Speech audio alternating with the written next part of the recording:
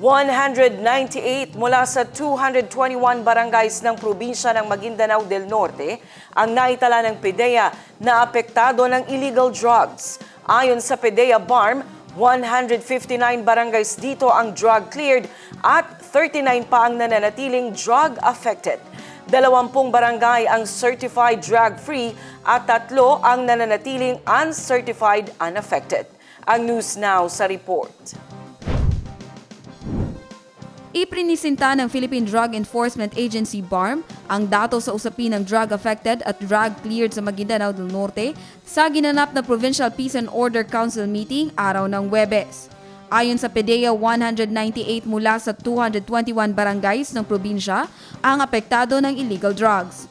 Sa bilang, 159 barangays dito ang drug-cleared na at 39 pa ang nananatiling drug-affected. 20 barangay ang certified drug-free at 3 ang nananatiling uncertified unaffected.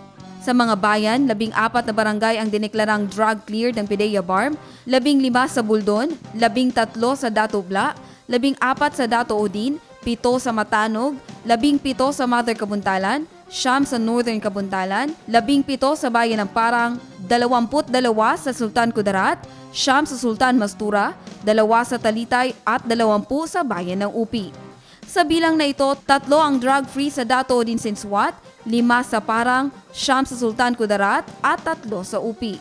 Sa barangay na nananatiling drug-affected, 14 ang sa Bayan ng Dato Odin Sinswat, 1 sa Matanog, 2 sa Northern Kabuntalan, 3 sa Parang, 8 sa Sultan Kudarat, 4 sa Sultan Mastura at 7 sa Talitay.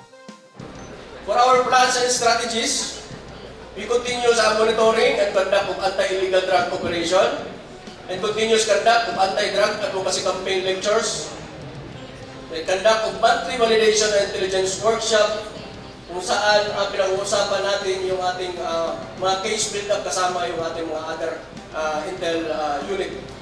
Then close coordination with other law enforcement agencies in the conduct of anti-drug operations, and then conduct training of trainers on barangay and clearing program and advocacy campaign per barangay.